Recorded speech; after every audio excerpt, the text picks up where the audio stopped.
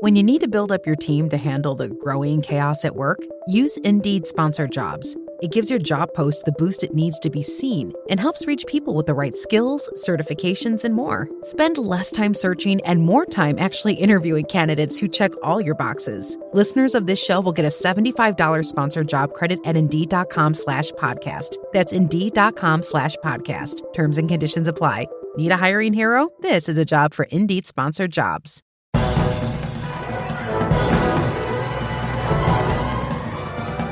Hello and welcome to episode 435 of the Filmmakers podcast. This is a podcast where we talk wrestling. From indie film, indie wrestling, to studio film, to studio wrestling, to everything in between. How to get them made, how to make them, and how to try not to royally rumble. F them up. Royally rumble them up. There we go. Yeah, that's good. There we go. In our very, very humble opinion, this is a filmmaking podcast, by the way, not a wrestling one. I'm Giles Alderson. I'm Dom Lenoir. Welcome. Thank you so much for joining us on today's episode. We have Unstoppable director William Goldenberg. He is a fantastic editor and now he's a fantastic director, and Dom was lucky enough to sit down and chat with him. What did you talk about, Dom? We talked about working with Michael Mann as a collaborator in his editing days. We also talked about his amazing relationship with Matt Damon and Ben Affleck, creating the tone of an epic sports drama that also had that prestige drama element thrown in. We also talked about the amazing way that he recorded the stunts with Anthony Robles, the incredible true story that this is based on, as well as Jharrel Jerome, who was also learning incredible wrestling moves throughout, and how they sort of cut between the two of them, working with Jennifer Lopez, setting the tone and mood of the film, and transforming from being an editor to being a very impressive debut director. It is impressive. It's actually really impressive. It's incredible to make a sports movie like this. Let's just list off some of William Goldenberg's credits, shall we? He started off as a apprentice film editor on The Breakfast Club. Yeah, 1985, John Hughes classic movie. Yeah, and then he did a lot of associate editing, including on Toy Soldiers and Hook, before editing his first movie, Alive. His next movie after Puppet Masters was Heat. Michael Mann's Heat. It's nice big jump, that, isn't it? One of the most ludicrously edited films. I mean, obviously the direction as well, but that film is just pure adrenaline. It's tight, it's lean, it's full of excitement. Agreed, and still talks about nearly 30 years later. Yeah. He also edited The Long Kiss Goodnight, which I love that movie. A classic. Pleasantville, yeah. The Insider, Coyote Ugly, Ali, with Will Smith. Did I hear Gone Baby Gone? Not yet.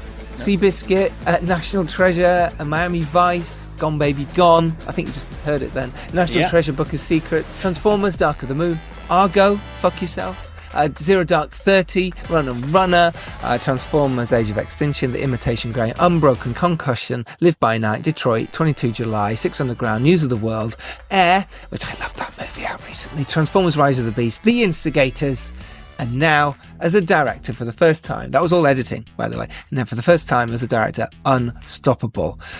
Wow. Unstoppable centres around the life of wrestler Anthony Robles, as Dom has said. It basically was born with one leg, and he won a national championship in 2011 while competing at the Arizona State University. And it's this uplifting story of how you can beat all the odds. A movie is produced by Ben Affleck, Davy Crockett, Andy Fraser, Elaine Goldsmith, and Matt Damon. I mean, what makes it so good is because it's basically it is two movies in one. It's your traditional classic inspirational sports movie, and then you've got the fact that he's overcome everything without having two legs in wrestling, which is an amazing achievement in itself. But then there's also this whole family drama about growing up with his mum, the boyfriend that comes in that's massive trouble. So there's so much going on in this one story. I mean, it's just insane what he's achieved. It's really amazing. Yeah.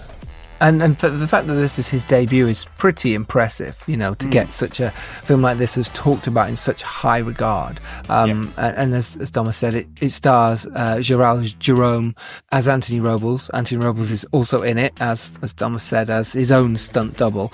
Jennifer Lopez as his mum. And rounding out the cast of huge names in this is Michael Peña, Don Cheadle and Bobby Cannavale.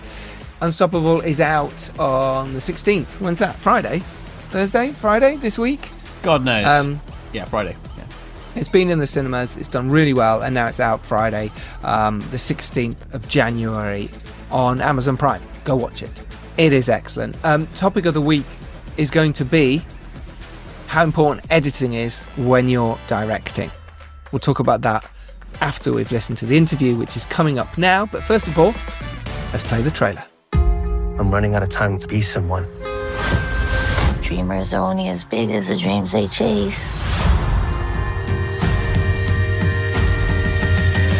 You can show them anything is possible.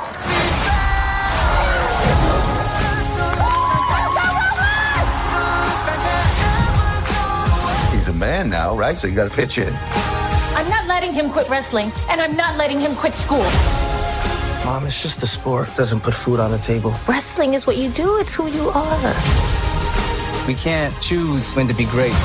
We can only hope to be great when it counts. You make people believe in something. You are unstoppable. You're gonna win. We'll see. I'll tell you a secret I've been hiding. I only got one leg.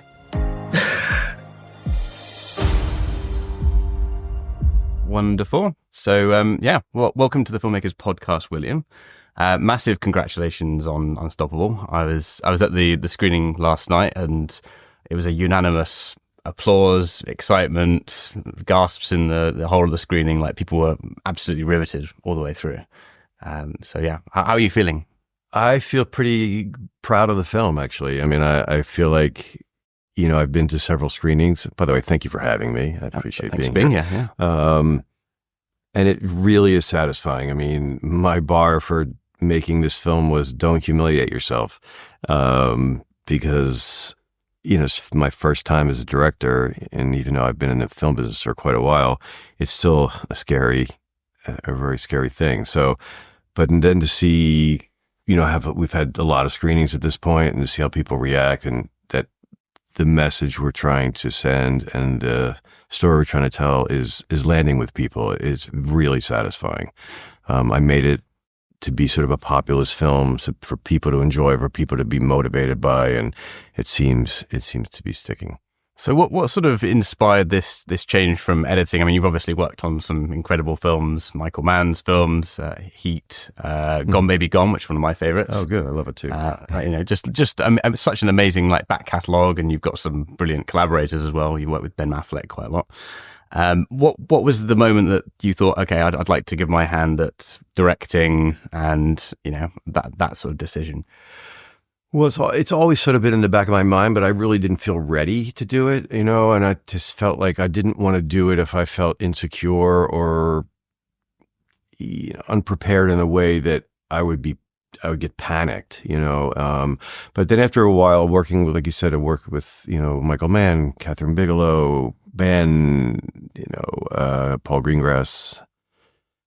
I've watching all of them was really inspiring, and learning from them was inspiring. And then I would work on other films, which, not to say they were badly directed, but it wasn't the same command of the medium that they had. And I just thought, I have ideas, and I would like to do this. It just kept creeping in, and then after I was lucky enough to win an Oscar and a BAFTA for Argo, people started approaching me. Do you want to direct? And so it really became like a real thing. But it was hard to find something I wanted to direct and still continue my career as an editor. What I realized is a full-time job trying to find material. But luckily for me, a friend of mine who happens to be a producer on the film brought this script to me, or the story, because we rewrote the script, but brought this story to me, and I thought there was something about it that landed with me. I couldn't get out of my mind, and I read Anthony's book, and it was really motivating, and I just thought, this guy can't be real. And then I went to Arizona and met Anthony and hung out with him for 4 days. He just showed me his life, where he grew up and where all these things happened. And once I met him and saw the effect he had on people and the effect he had on me, and how genuinely good person he is. I mean, it's shocking, you know. I mean, he's one of a kind. And I thought, I've done so many dark films as an editor. Maybe maybe it might be fun to do something a little bit more uplifting as a director. So I just, you know, and I've done everything in my career by instinct, and my instinct told me that this is the one. And my wife kept saying to me, "You're destined. You're destined to do this film," because it just kept coming. Even, you know, it took a long time to get made. It was always there. You know, I was always working to try and get it made, and it just, you know. So when it finally, you know, we were lucky enough to have Ben and Matt produce the film, it just seemed like everything came out in the perfect way. Did it feel like doing an autobiographical type of story that would maybe be easier or harder than sort of taking something that was, you know, like a completely fictitious script? When you were first sort of floated that idea, did that feel like comforting or exciting or it felt difficult? Comforting, actually, because I've loved doing true stories as an editor. I've done you can see my resume. There's a ton of them, especially since I've had more control over what I can do. You know, you don't get to quite pick and choose, but I can say no to things. You know, at the beginning of my career, it's like, what do you think of the script? It's like, will you hire me? I love it. You know, I was just trying to get a job, and now I can be a little more picky about it. I've leaned towards true stories, and there's something about them that I love, you know, as a storyteller. So when it was a true story and it was sort of a sports oriented movie, although I'd like it to be, I mean, there's nothing wrong with sports films, so I guess I'd like it to be more than that, but I mean, I love sports films. So it all felt familiar to me, and I love, as an editor, family dramas like that, or just dramatic stuff where there's a lot of layers to tell by looks and by action, and it's not just all in the dialogue. That's really appealing to me. And so it was just the combination of all three things, you know, that being a true story, being sports oriented, being, you know, having a lot of intense drama in it, and it just all felt like things I love. That's the thing. I mean, it does feel like two movies sandwiched into one very seamlessly. There is like a mother, son story that's like very powerful, and the surrounding family, and then there's also this inspirational kind of wider narrative about him, as an inspirational sort of sportsman, and it's very, very nicely sort of, you know, put together in that. Yeah. So I think John Kindman, who wrote the screenplay that I directed, did a really good job of interweaving the two, you know, because the best action scenes or sports scenes are always, you know, story driven. It's not motivated. They have to be, yeah. It has to be, yeah. The story needs to have moved forward at the end. You know, there has to be a story, but not just, oh, here's a cool car chase or a cool wrestling scene. The story, you know, has to be pulled through with the story, by the story. And I think that's what makes it feel, you know, sort of seamless and woven together in a nice way, because one thing feeds the other very much. You know, his mental state in the wrestling, you know, has a lot to do with whether he can perform. And so I think that those two were expertly put together by John.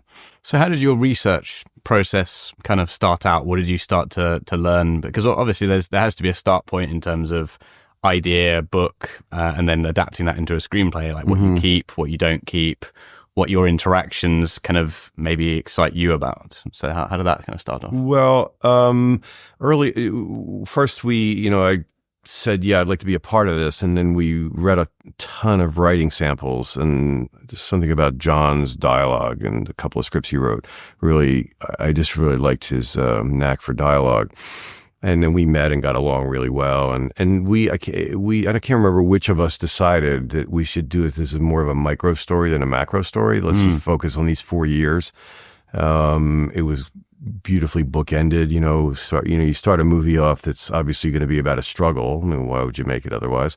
But then you see him win the high school national championship. So you're like, why? It just seemed like a great beginning, a great bookend.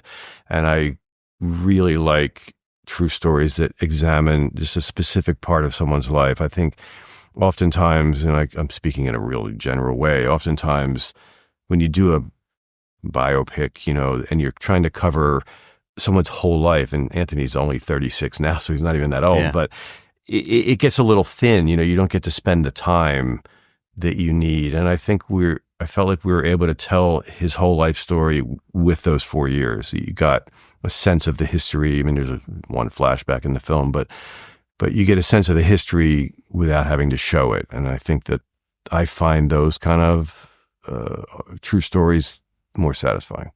Yeah, and I think you can sort of get, you can get lost in certain things, and I suppose if you'd gone into his childhood, it would have been about other struggles rather than this moment with the family and this moment with when he was actually, in a way, kind of, he'd got past some of the hurdles and he was already like an athlete in a sense. Yeah. But again, it wasn't, it was just, it felt like I've operated my entire career on instinct, and it seemed, at a certain point, I gave into that. I mean, I there's so many things I just did by instinct in the editing room or with like choosing a job or, whatever it was. And I just felt like after a while, I sort of let go of the fear that that's a mistake and just trusted it. And so it was a combination of this is the right thing for me. This is the way it should be told. I just did what felt right. It felt like it was going to be the best way to tell the story. And what was the process with Anthony and his mum in terms of maybe once you'd found a writer, you'd discussed roughly what sort of section of the story you were going to cover? Was there any sort of discussions about what was on limits, what was off limits? Well, yeah. What was important to focus on? Not specific discussions like, what if I do this? What if I do that? I had talked to them extensively, and then John flew, the screenwriter, he flew to Arizona and spent a lot of time with Anthony and Judy and had his discussions. And then John started writing, and I think he showed me the act one, and he sat nervously while I read it. We got the script to a point where, okay, let's show Anthony and Judy this and see what they think, because it was really, really important to me that they be, happy with the story we're telling, how we're telling it. I don't want to fuck with somebody's life. I've seen other true stories where attention wasn't paid, and I felt like it was disrespectful. And I felt like this is a great story if I just tell the truth. I don't need to make up stuff. Yeah. And constantly while we were in the writing process or the notes process, we get to a point and we're like, this isn't working. What about this? What about that? And we would like, well, why don't we call Anthony and see what happened, and we can work from that. And every time, or at least 90% of the times we call him, what really happened in that specific moment was so much better, so much more of a movie moment than anything we could have thought of. So luckily for us, their life has been pretty cinematic. And so we were able to lean into, this is probably the most true story I've worked on. And that's because their life has been, fortunately or unfortunately, fairly dramatic. And obviously it seemed like the likely place to end the movie, although, I could make a movie about Judy. Her life's been equally as interesting. She had Anthony when she was 16 years old, and now she's the, associate dean of students at Arizona State. It's pretty miraculous, life to have lived and to have, gotten past all these hurdles and become the person she is. So what's the sort of the flip side of that? Because you're obviously, it sounds like you've used a lot of the real life story sort of telling, but then also as a director, you're coming in. I know you're definitely trying not to get in the way of the story, but in terms of like you coming in and this is your debut feature, what's your thoughts in terms of how to maybe impact your vision or your own kind of stamp on this story? Well, I wanted this film to feel like the audience was in the room with, while it was happening or on the mat when we were wrestling. So I'm very heavily influenced by Paul Greengrass's style, by Catherine Bigelow's style, by Ben Affleck's style in certainly the Iranian sections of Argo, which were shot all handheld, and also the way Michael Mann shot The Insider. There's a film I cut, where you felt like you were in the room with Jeffrey Wigand or in the room with, whatever film Paul Greengrass has made, or you were same thing with Zero Dark 30. You were there with Jessica Chastain. So immediately I knew I wanted to shoot this handheld and do it and have it feel very visceral, because I thought that would, first of all, it would do what I want. It would put you there, and it would also make the film unique in terms of other sports films, sports-oriented films, because I don't think I've seen that. I mean, the closest example, it would be Warrior, which was which was a very visceral, I mean, there was some influence there, especially how the director handled the sort of final, championship sort of like 3-day event. I don't know how many days it was in that film, but like in wrestling, it's 3 days. There were some influences there. But that was my sort of unique stamp by borrowing from these great directors that I've worked with before. I mean, I think that, I've been lucky enough to be in the room with Steven Spielberg, in the room with George Lucas, in the room with, like I said, Paul and Catherine and Ben, and I see how all these people do these things. And I see that, everybody's borrowing and then making it their own. I mean, I know Steven, I don't think I'm spilling the beans here. Like before he did Saving Private Ryan, he watched every war film that's ever been made, and then, took all that information, and out came Saving Private Ryan. And the same would go for me. I watched every sports film. I watched every wrestling film. I watched hundreds of hours of wrestling. Yeah. I, talked to wrestlers. I, fortunately or unfortunately, had some similar family dramas in my own family. So, and then spoke to a lot of people who had experienced, abuse, whether it be verbal or physical. So I felt like all that information, and then it sort of gets, whatever happens inside it goes your into mind. The machine. It's in the machine. And that's tumble dried right. And that's the way I actually spoke to the actors. I mean, like I spoke to the actors in a way that I like directors to speak to me as an editor, because they're trying to, with these actors, it wasn't like, with this incredible cast, it wasn't like I had to get a performance out of Don Cheadle, or get a performance out of Jennifer Lopez or Michael Peña or Bobby Cannavale. I mean, these people are all so good and seasoned. It was more, letting them know my intentions and what kind of movie this was and what the scene was and the bandwidth of it. And so a lot of that happened, before we actually rolled the cameras. So it was more like, and that's the way I like to be spoken to as an editor, or like to be encouraged or given it's just like, give me as much information. Just keep downloading stuff to me. Tell me everything. And it all gets stuck in my head, and then it comes out in my hands really as an editor. And I felt like with these actors, that would be the most successful way, just to let them know all the things I intended, let them know what the subtext of the scene is, let them know what the text is, let them know what every character is going through and where they are and where we are in the film. And I felt like if I just gave them a safe space to work with those intentions, that they would just, shine. And they did. And they brought so much to it. I can't tell you how many times, and, it took 7 years to get this made. And how many times I've imagined what the dialogue would sound like coming out of whoever, whoever was going to play Coach Williams, or, it was before we had any actors.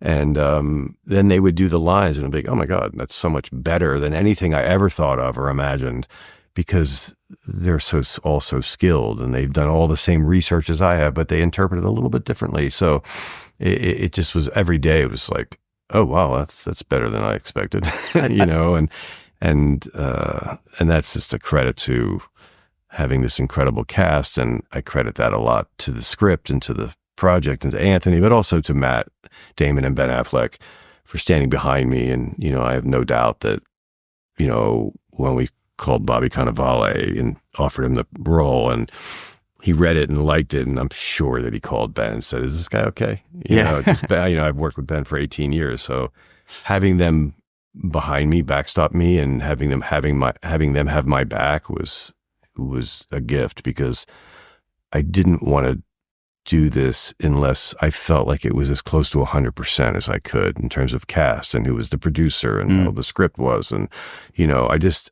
I love editing. I love my editing job.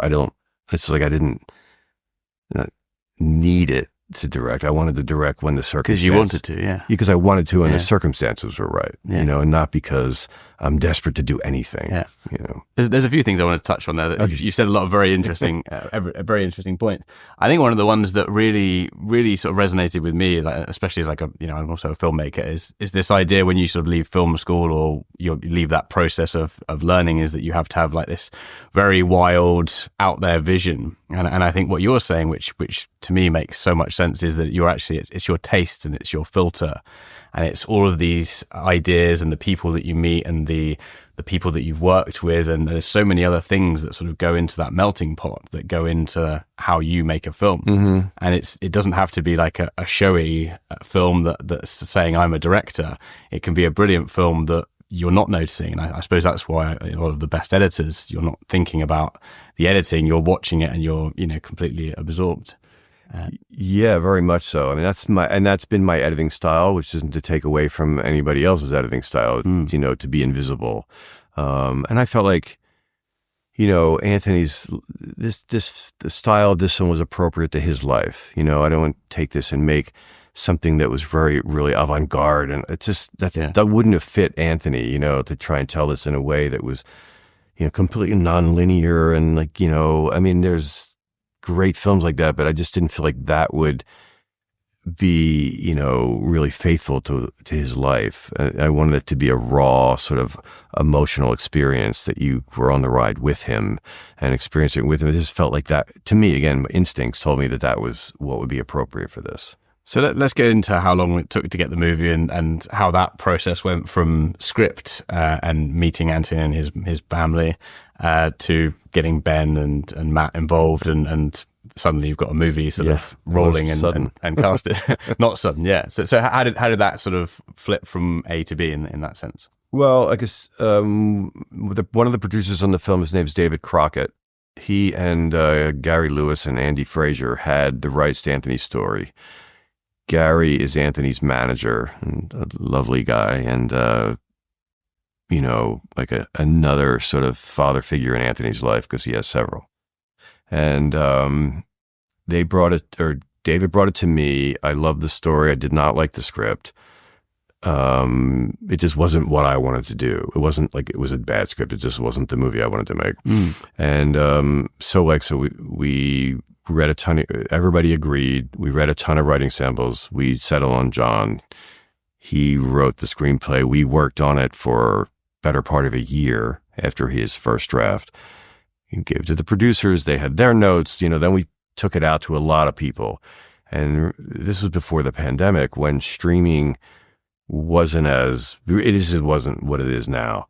And in a strange way, the pandemic helped us get this film made, because of streaming, because of the idea that it's not 100% like what's going to do an opening weekend, because sports films generally don't perform, and they don't perform overseas. And, so it was all that worry initially. Disney almost made the movie, and then I think they ran some numbers, and they have some formula that, like, I don't know if it's going to make money, worldwide and that kind of thing. But then the pandemic happened. I mean, Jharrel was cast. No one else was.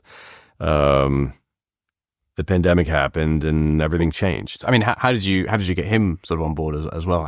We offered him the movie because I had seen When They See Us, and I was blown away, like just completely blown away. I didn't want to look any further. We'd looked at a lot of people, but then it was just like, first of all, he's the right age, the right size, the right ethnic background. He's an incredible actor. He reminded me of his sort of mature beyond his years. He does embody that, doesn't he? Yeah. So they felt like, I just felt like, wow, that's the right guy. And he was physically the right guy, and he was acting wise the right guy, and emotional. And then he and Anthony met, and they just bonded immediately. So it was just like, it was so clear to me that we had made the right choice. But then after the pandemic, like I said, streaming was a lot more of, a lot more chance of getting a movie made when it's not so reliant on the opening weekend. So what happened, I was working on Air with Ben and Matt, and they had just formed their company, Artist Equity. And, it had been a while since we had sent the script out because, everybody's busy and we had a lot of almosts and it didn't quite get there. And then I just asked Ben if he would read it. I said, will you just read? I'm not asking you to make the movie. I know you have this company, but it's really not about that. I just trust your opinion. I want to know if it's good. I want to see if I've lost perspective.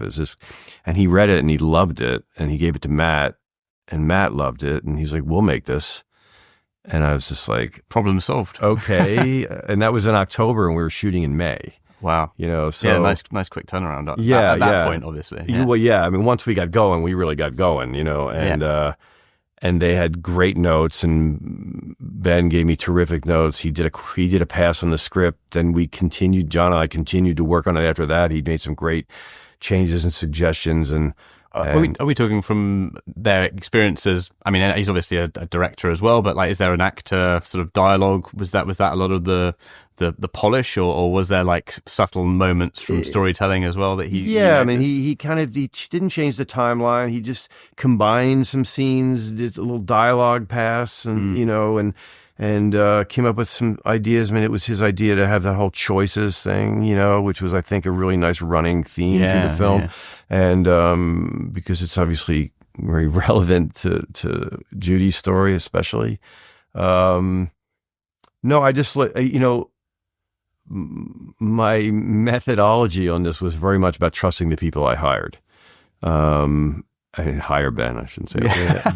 But it was actually really strange when he did a pass on the script and I was giving him notes, like the way we did it. Surreal moment. I guess. Yeah, it was like, I was on the phone with him giving him notes and I was like, it was so weird. And I was like, you have to know how strange this is for me. And it's so funny when you flip roles like that, he became like a slightly different person, it's like all of a sudden I was giving him notes on his stuff and it was like, I sensed a certain vulnerability in him that when it was flipped around, he probably senses in me, because, when you give somebody notes, there's a natural reaction to go like, oh, you didn't like what I did, but it wasn't really even about that. It was just more like what movie I wanted to make. Yeah.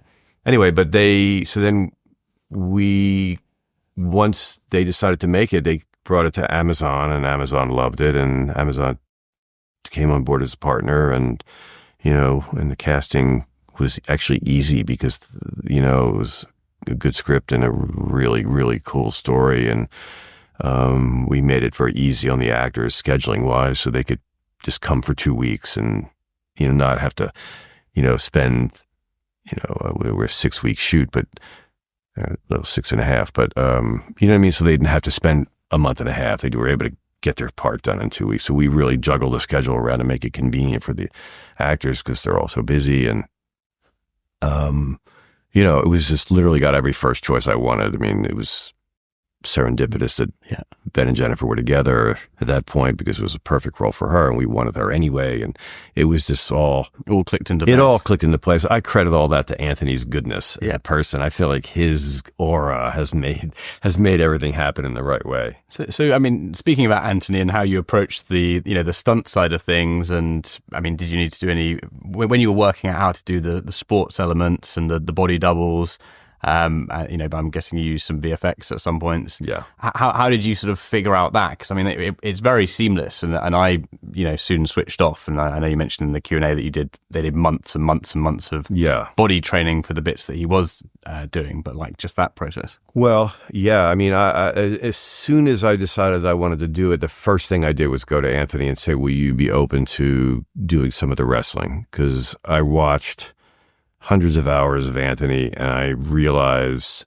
as an athlete myself, and I played ice hockey, but as an athlete, you can sort of tell, like, there's no way that anyone is going to be able to master this. And there's no way, physically they can't do it because of the fact that he's missing a leg, and so if, Anthony's on his right side on a mat, he's got no right leg. So then we're talking about no one could do those kind of moves, and also visual effects wise, it would be so cost prohibitive. We wouldn't be able to do it. So it was like a combination of this will make it look the most authentic, and it'll be cheaper, and we'll be able to really do justice to his wrestling style and his wrestling ability. But then Jharrel trained for 7 months and then he actually trained more than that because we got shut down after 10 or 11 days of shooting. Then he had 6 months more he trained. Wow. But, Anthony and this guy named Brian Stith, who was Anthony's assistant coach at ASU, they choreographed all the wrestling. They trained Jharrel, and they trained him obviously in Anthony's style, and he got really good. So what we did was we shot all the wrestling with both actors. I mean, with Anthony, and then we shot it with Jharrel. We just alternate takes, or depending who was tired. It was like there was no formula for it, because sometimes we do one period, sometimes we do all 3 periods, or whatever it was, and you could never gauge who was going to get tired when. So we would just, Jharrel needs a breather, Anthony, and we had them both there, both in makeup, both in costume. So they would just go back and forth. And then in the editing room, I just used what was best. And, obviously, if I'm going to cut to a close-up, it's going to be Jharrel. And the tighter stuff I shot mostly with Jharrel, and the wider stuff with Anthony, but all the medium sizes were with both.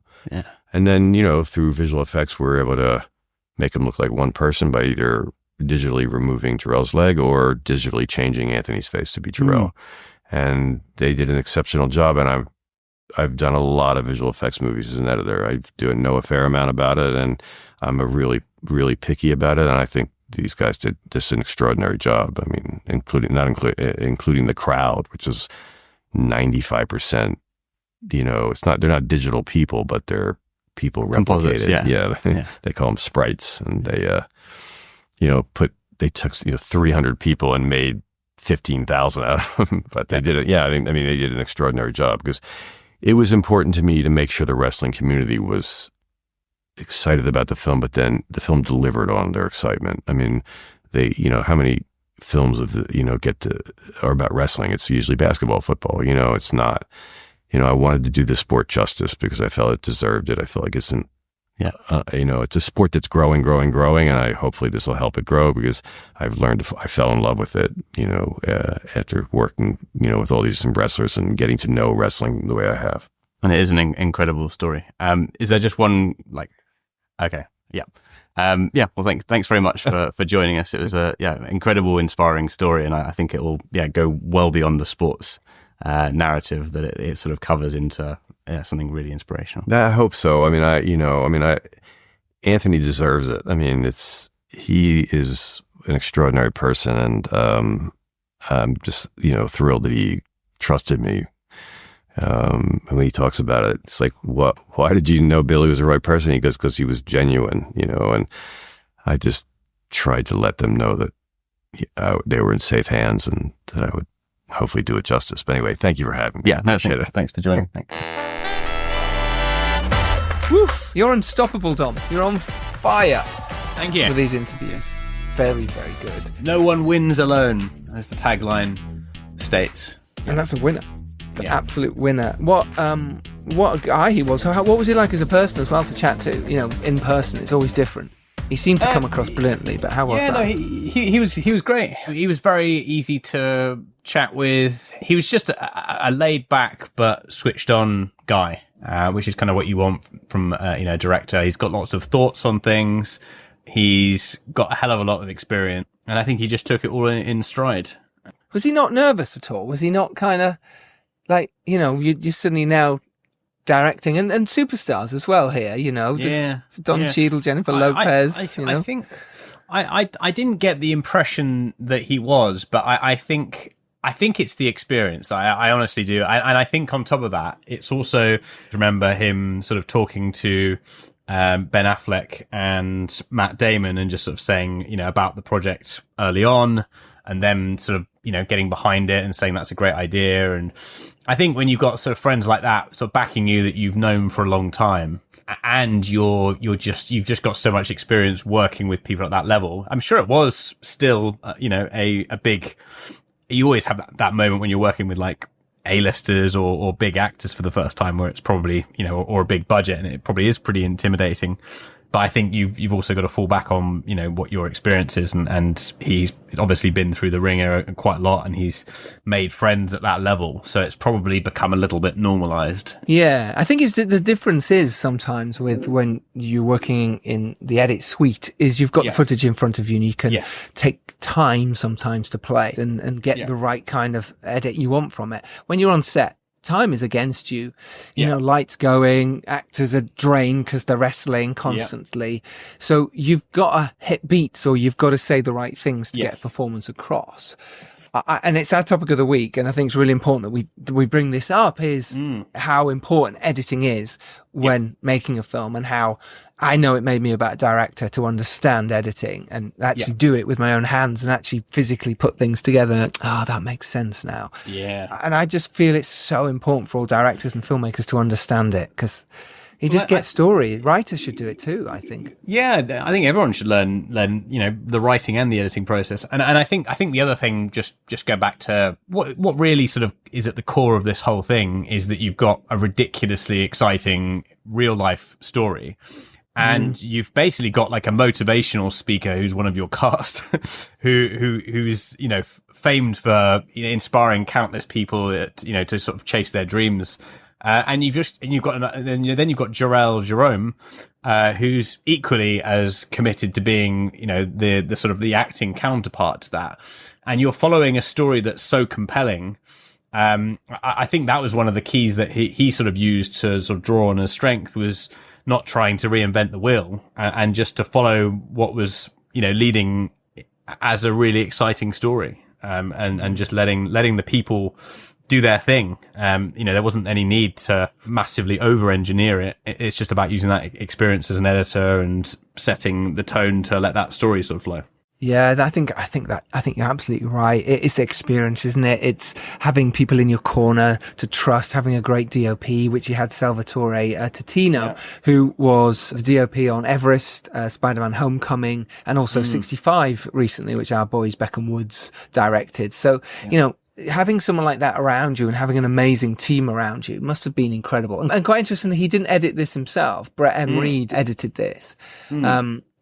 Who's also done Transformers movies, so they have worked together. And he also edited Old, Shyamalan's movie as well. And it must have been a really interesting experience for him to see it from the other side. Oh, this is what directors go through when they sit there and they're itchy and they keep getting up and down and they keep eating biscuits, or, you know, hopefully something healthier, because you're in the room going, because it is a slow process. It isn't quick.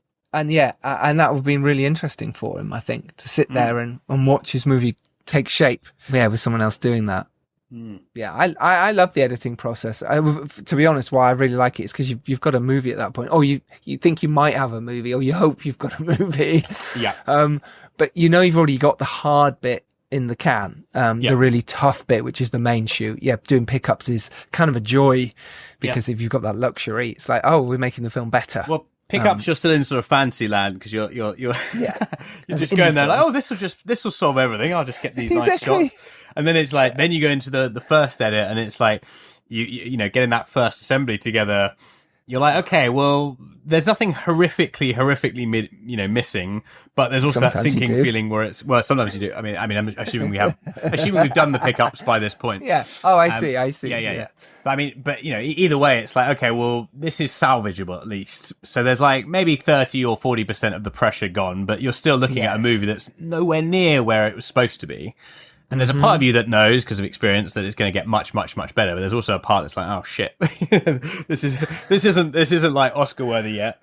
And then you go through that, like when you start getting to that like second or third edit, where it's like all the scenes have, you know, temp music in, and you've trimmed out some of the fat, and you've solved the problems, and it's like, oh, okay, this is becoming a movie. That's the good bit. That's the good bit. The edit room can be a magical place. It can be a really disappointing place as well for you, because we always set our expectations ridiculously high. You set out to make this, you know, award-winning, whatever it can be, movie, the best movie you can make, and it's just compromises. You know, the light wasn't right on that day, or when you had to turn around on the other actor, it was raining, and the shot doesn't look right, or people weren't in the right mood, or there was a problem on something else, and you see that. The thing is, no one else does. And it's only now looking back, some of my first movies, like 5 years ago, you go, oh yeah, none of that matters. It really was terrible. No one even watches that. Yeah, it's still terrible. It's still terrible. But none of that matters, as in all the things you thought of. I probably forgotten most of them now. But when I was in that edit room at the time, it was like, oh, why didn't I just get him to look up at that point? Or why didn't I get her to go across the room? Or why didn't I move the camera in? It doesn't matter, because at that moment, you're getting the best possible Why didn't I shots take the lens cap off? Yeah, well, yes. There is that. There's definitely those moments. Especially I think if you work in like camera or whatever, where, you know, something just goes horribly wrong on the equipment side. Like, you know, like your batteries are all frozen or something hasn't charged or there's just some kind of like horror. But you honestly, you just cannot blag your way through it. The only way is to just suck it up and just, you know, deal with it basically. That really is, you know, honesty, it makes you look bad if you've like, you know, if there's something that's gone wrong, whether it's your fault or not, but it makes you look 100 times worse if you don't own up to it. Yeah, we lost a whole day of footage on 3 Day Millionaire. The drive, a card got wiped. That was heartbreaking. It's like the stuff that you magically got in that moment is never to be seen. It's gone. Interestingly, now it's the first time I thought about it for a long time. For the time, everything's so important and heightened and massively means everything, and it does. But you just got to remember that when you're in the edit, it changes everything, and you can make stuff work that you think doesn't work. Yeah. There's also a great in 10 Cloverfield Lane. I think John Goodman couldn't come back and do any more filming. I don't know if he was ill at the time or not. So they just got him to do a voiceover, and they kept the camera on the two leads. And you probably never noticed this, but it hangs there for about 3 minutes. Yeah. It's just a 2-shot. And the director was like, it'll never work. No one has said a thing about it. No. And John Goodman, it's like, oh my God, he's such a clever director. He's not cutting away from the leads. You know, that's just such a way that, isn't it? It's like people like mine, they just go into that world of like, oh, so brave, not cutting away. Like, so brave. So brave. You're like, no, I had no choice. I had no other shots. This is what I had to do to tell the story. And as long as you've got something to tell the story, and you've got a voice or you've got emotion, then there's heart in there, and your story holds up, then you'll be fine. Yeah, I love that. I think the importance of editing and editors is so underrated in our industry, and they're just incredible humans, and to put up with us ridiculous sometimes directors aliens most of the time. Yes. And they can shape something that you just never knew, or they think of something that, how about if we move this to there, and why does that character need to be on shot? Or I'll take this shot from that other scene and put it in. Oh, they save you, and you just want to go, thank you so much. So thank you, editors. Incredible. Speaking of editors, I think we're recording with two coming up. We have, some companions to join us on the podcast. Yes, the movie Companion, which is coming out very soon. It's hyped up. It's talked about. I think we've got the director as well. Drew. But we're recording with the editors, so that's going to be exciting. And thank you everyone who listened to our The Substance episode last week. Wow, that one went down extremely well. Coralie Faja. She brilliantly has been retweeting and stuff on our Twitter as well. A lovely person, and just the hype around her. Always goes down well in our mind when they reshare the love. Indeed, just like The Substance itself. If you haven't seen that film, wow, you're in for a treat. You're in for a big old treat. Yeah, great. We've got some other amazing guests coming up. Next week we have William Tell. I spoke to Nick Ham and had a great chat with him. He was just so interesting and so thought-provoking. He's worked his way up from, indie films and from the ground, and he still does it that way, and yet this is a big movie, so you'll really look forward to listening to that one next week. Also, we've got the Brutalist episode coming up. Dom chatted with the director, Brady Colbert. Or the Brutalist, as I like to joke with my friend Connor Burrow. That's great. That's really good for those people who don't know Connor Burrow. But if you do, that joke's for you. Burrow to you. And also, I chatted with Guy Pearce, the actor, who is going to be Oscar nominated for this movie. Yeah, he pierced my soul. Anyway, let's get on to Term of the Week. This is the part of the show where we give you dear listener, and Dom, I give it to Dom, as it were, a film term that is said on a film set. Could be in America, could be in the UK, so sometimes there is that. We might not say it as much in the UK, but it's a film term that is used on set so that you, when you go on set, when you hear it, understand what it is. We've had quite a few now. And this week's is platypus. The film term of the week is platypus. Well, let me tell you about an actual platypus, because they're pretty sketchy. Are they? Yeah, they're pretty sketcy animals. Like, are you Googling? No. I remember seeing this like a couple of not in the film thing. Okay, so they've got sharp stingers on the heels of their hind feet, which they use in all kinds of dubious, scenarios, and also their enemies as well. But they're not the friendly little fun anecdotal creatures that you think they are. Welcome to Sea Life Podcast. Yes, thanks for that, Tom. Beware of the platypus. They're not as fun as they think. Okay, so on what is a film set? Yes, what is a platypus? What is a platypus? Do you want to have a guess? So I'll give you a bit of a clue. It's pretty specific. And you probably only hear this if you're working in the G&E department, Grip and Electric. Yeah. Does that help you? It's also known as a quacker or duckbill.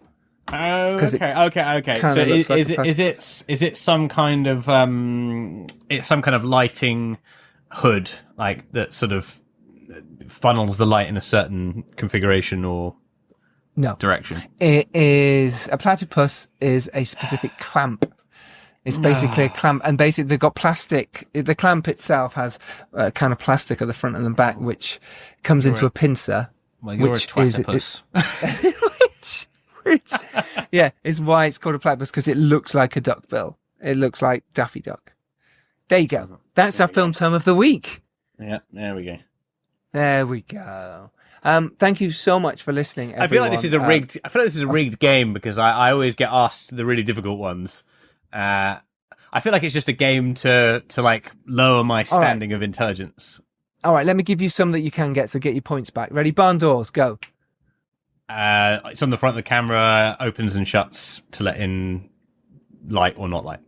No, the actual barn doors go on a light. No, I'm thinking of I'm thinking of the ones that, like, fuck's sake, I'm thinking of the ones on the camera. I gave you some easy ones. All right, let's make this really easy for you. Sticks. Tripod. Sometimes it can also mean calling for the slate. Yeah, that's true. That is true. Yeah. Okay, but to be fair, like, sticks is a very common term for tripod as well. Yeah. Okay. What about another easy one for you? Kill that, or kill it. Kill it. Oh, that means turn the light off. Yeah, striking, going down. Well done. Yay! Yeah, okay. Well done, Dom. Thank you all so much for listening. Dom won the quiz. Congratulations, Dom. Yes. Thank you all so much for listening. You've been amazing. Next week, I sit down with Nick Ham and talk all about William Tell, making an action thriller in the Italian mountains. Just brilliant historical action. It's going to be an excellent episode. So check that one out. Matt Box. Oh, Matt Box. Fuck's sake. Oh, right. man. Of course it's a Matt Box. Oh, man. If you're lucky enough to rise up, do well, and open that Matt Box, it is your duty to... just throw the bloody camera and the terminology on the ground. Please don't do that. Yeah. It's your duty to send that elevator box back down. Brilliant. It's a good one. Until next Tuesday, everyone, take care. Go out there and make your films. Do it. Make it happen. Believe in yourself. It's 2025. It's already nearly mid-January. Let's go. And if you're feeling really cool this week, go watch Unstoppable on Amazon Prime now. Yeah. And if you really, really want to come and meet me and Dom in the flesh, then come to the world premiere of Food for Thought on January the 24th at the Royal Geographical Society. Link to tickets is in the show notes. I've been Giles Alderson. Who have you been? Dom Lenoir. We will see you next Tuesday. Take care, everyone. Bye, Dom. Bye, Giles. Bye.